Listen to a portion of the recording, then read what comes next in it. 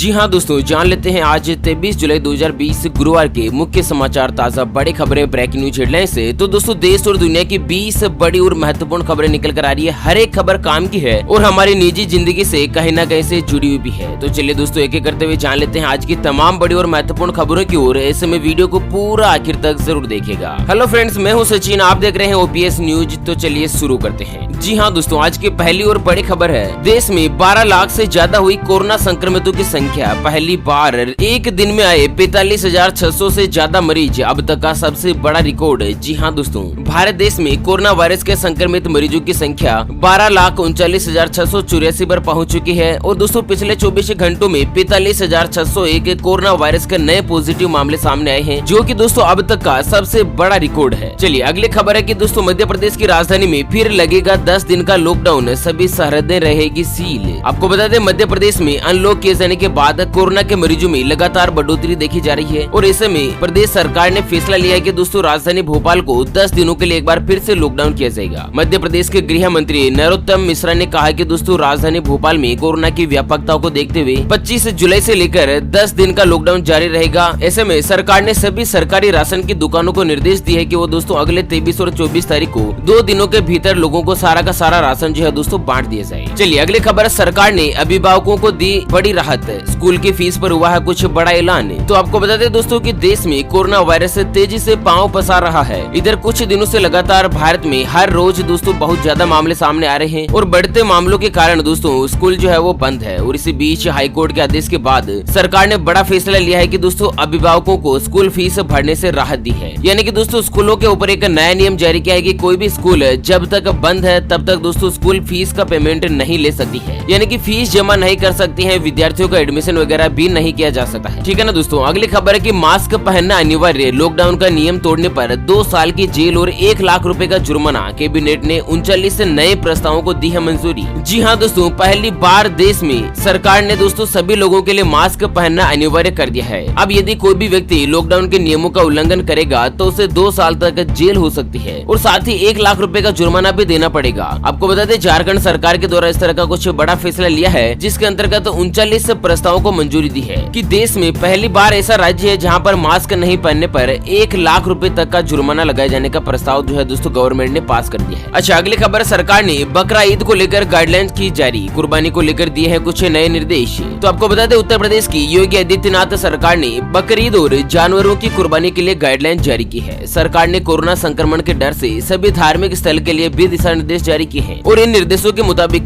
किसी भी धार्मिक स्थल में सामूहिक रूप से भीड़ इकट्ठी ना की जाए। यूपी के डीसीपी के द्वारा जारी किए गए पत्र में सांप्रदायिक भावनाओं का ध्यान रखने के लिए बोला है। और साथ ही दोस्तों, पुलिस अधिकारियों ने कहा है कि कुर्बानी के दौरान गोवंश की हत्या के लिए कई बार पहले भी सांप्रदायिक तनाव उत्पन्न हुआ है, इसलिए दोस्तों इस बात का खास ध्यान रखा जाए। और साथ ही दोस्तों, पहली बार खुले स्थान में कुर्बानी, गैर मुस्लिम इलाकों में खुले रूप से मांस ले जाने पर प्रतिबंध लगा दिया गया है। ठीक है ना दोस्तों। अगली बड़ी खबर है कि 19 सितंबर से शुरू हो सकता है आईपीएल 2020, इतने बजे शुरू होंगे मैच। तो एशिया कप और T20 वर्ल्ड कप 2020 रद्द होने के बाद आईपीएल 2020 का आयोजन लगभग तय हो चुका है। लेकिन सवाल यह है कि आखिर दुनिया की सबसे बड़ी क्रिकेट लीग कब से इसे शुरू करेगी। इस सवाल का जवाब भी जल्द सामने आ जाएगा। लेकिन इसी बीच खबर आ रही है कि आईपीएल 2020 की जो शुरुआत है ना, वो 19 सितंबर से शुरू हो सकती है। चलिए अगली खबर है, मोदी सरकार का बड़ा फैसला, अब ई कॉमर्स कंपनियों को दिए है कुछ निर्देश, प्रोडक्ट पर लिखना होगा देश का नाम। तो दोस्तों, यहाँ पर ई कॉमर्स प्लेटफॉर्म जैसे कि अमेजोन, फ्लिपकार्ट और स्नैपडील जैसे ई कॉमर्स कंपनियों को अब उनके प्लेटफॉर्म पर बिकने वाली आयातित उत्पादों के ऊपर देश का नाम दर्शाना अनिवार्य होगा। यानी कि दोस्तों ये बताना होगा कि इंपोर्ट किया गया प्रोडक्ट किस देश का बना हुआ है। केंद्र सरकार ने कल बुधवार को दिल्ली हाईकोर्ट को यह जानकारी दी है और केंद्र की ओर से मुख्य न्यायाधीश ने दोस्तों इस तरह का कुछ बड़ा फैसला जो दोस्तों ई कॉमर्स कंपनियों के खिलाफ भारत देश में लागू किया है। और इसी के साथ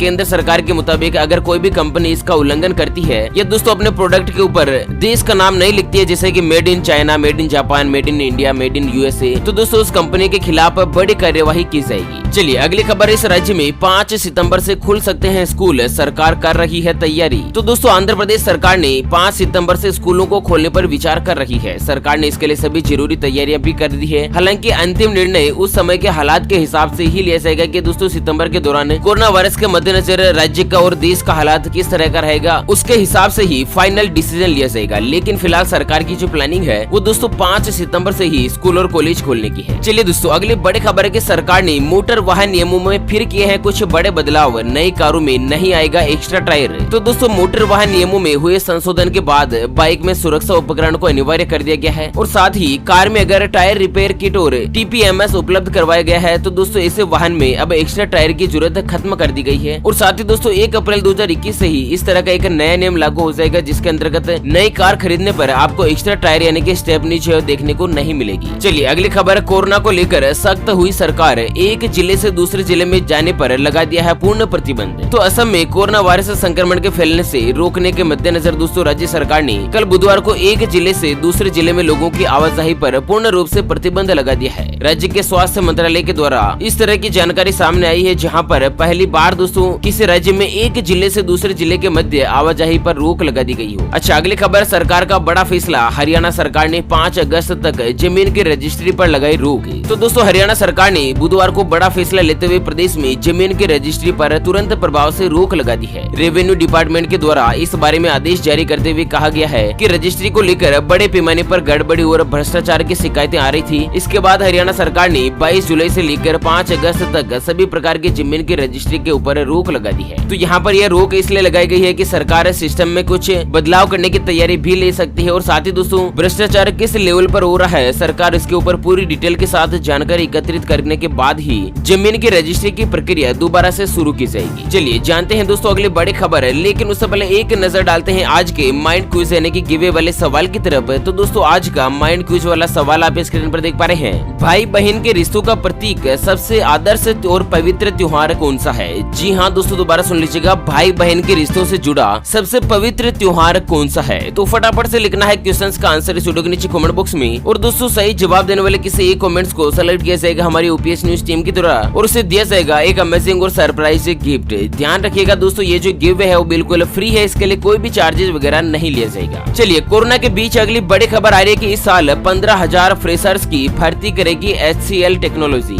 जी हाँ आपको बता दें कोरोना संकट के बावजूद IT service company HCL technology इस साल 15,000 नए लोगों की भर्ती करने जा रही है। कोरोना संकट के बावजूद कंपनी की सर्विस के लिए मांग अच्छी है और साथ ही आगे के लिए भी अच्छे ऑर्डर मिल रहे हैं और इसी वजह से कंपनी ने यह भर्ती करने का एक फैसला जो है दोस्तों लिया है। योजना के मुताबिक कंपनी जो कैंपस से सीधे 15,000 फ्रेशर्स लोगों की भर्ती करेगी, जिससे कि दोस्तों नए विद्यार्थियों में रोजगार के अवसर जो है यहाँ पर देखने को मिलेंगे। अच्छा अगली खबर, दुनिया के 5वें सबसे अमीर शख्स हुए मुकेश अंबानी टॉप 10 रईसों के लिस्ट में अकेले एशियाई कारोबारी। तो मुकेश अंबानी अब दुनिया के 5वें सबसे ज्यादा अमीर शख्स हो चुके हैं। फोर्ब्स की लिस्ट के मुताबिक करीब 75 अरब डॉलर की दौलत के साथ वह दिग्गज अमेरिकी कारोबारी वॉरेन बफेट, टेस्ला के मुखिया एलन मस्क और लेरी एलिसन से ज्यादा अमीर हो चुके हैं और दोस्तों पूरी दुनिया में उनकी गिनती जो 5वें स्थान पर आ चुकी है। वैसे दोस्तों आपका फेवरेट सबसे आदर्श कारोबारी कौन सा है? दोस्तों आप उसका नाम हमें इस वीडियो के नीचे कमेंट बॉक्स में जरूर बताइएगा। चलिए अगली खबर है, रक्षाबंधन को लेकर सरकार की बहनों से अपील, राखी पार्सल भेजकर मनाए त्योहार। तो दोस्तों कोरोना संक्रमण में तेजी देखते हुए सरकार ने रक्षाबंधन पर सभी बहनों से अपील करी है कि वो राखियां पार्सल करके इस त्योहार को मनाएं और साथ ही सोशल डिस्टेंसिंग का पूरी तरह से पालन किया जाए, जिससे कि दोस्तों भारत देश में कोरोना वायरस से बचाव के लिए हम कुछ पहल कर सके। चलिए दोस्तों अगली खबर है, ध्रुवास्त्र मिसाइल का टेस्ट हुआ सफल। कितनी खतरनाक है ये मिसाइल है? तो आपको बता दें एंटी टैंक मिसाइल ध्रुवास्त्र का सफलतापूर्वक टेस्ट कर लिया गया है और यह टेस्ट उड़ीसा के ITR बालेश्वर में किया है। और वहीं आपको बता दें कि Dhruvastra missile made in India मुहिम के तहत तैयार की गई है और इसका इस्तेमाल भारतीय सेना के ध्रुव हेलीकॉप्टर के साथ किया जाएगा। हालांकि टेस्ट के दौरान हेलीकॉप्टर का इस्तेमाल नहीं किया गया, लेकिन पहले इस मिसाइल का नाम नाग था, जिसे बदलकर इस मिसाइल की क्षमता 4 किलोमीटर तक बढ़ाई जा रही है। और दोस्तों मेड इन इंडिया यानी कि भारत देश में पहली बार ऐसी मिसाइल बनी है जिसकी मारक क्षमता 4 किलोमीटर से ज्यादा होगी। चलिए अगली खबर, 9वीं से लेकर 12वीं तक 30% तक कोर्स किया कम, यूपी बोर्ड के फैसले पर सियासी बखेड़ा। तो कोरोना संक्रमण को देखते हुए यूपी बोर्ड ने 9वीं से लेकर 12वीं तक के पाठ्यक्रम यानी कि सिलेबस में 30% तक की कटौती कर दी है। और वहीं दोस्तों खास रूप से आपको बता दें कि यूपी बोर्ड से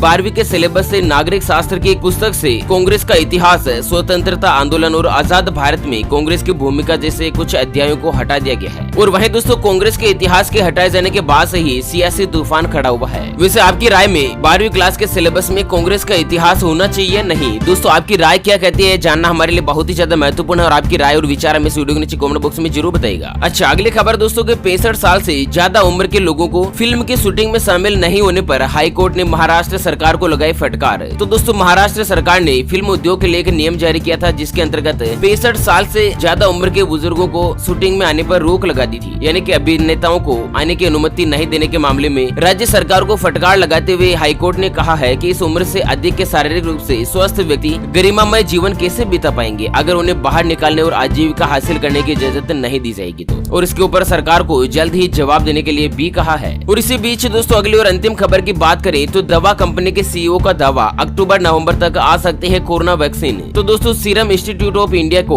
उम्मीद है कि इस साल अक्टूबर और नवंबर तक कोविड-19 का वैक्सीन बना लेगी। कंपनी के मुख्य कार्यकारी अधिकारी जिन्होंने बताया कि दोस्तों सीरम इंस्टीट्यूट ने बायोफार्मा कंपनी एस्ट्राजेनेका के साथ प्रयोग के आधार पर कोविड-19 वैक्सीन कैंडिडेट के विनिर्माण के लिए भागीदारी की है और दोस्तों अक्टूबर नवंबर तक इसकी जो वैक्सीन बनकर जल्द से जल्द तैयार हो जाएगी। ओके फ्रेंड्स, इसी के साथ आज के मुख्य समाचार total breaking news headlines news के अपडेट वीडियो को फिलहाल यहीं पर देते हैं विराम। वीडियो को लाइक कीजिएगा, शेयर कीजिएगा दोस्तों अपने मित्रों के साथ फेसबुक और व्हाट्सएप के हर एक ग्रुप में, और हाँ दोस्तों चैनल को सब्सक्राइब नहीं किया तो फटाफट से कर लीजिएगा। अच्छा, फिर मिलेंगे एक और नई और काम की खबर के साथ, तब तक के लिए जय हिंद जय भारत।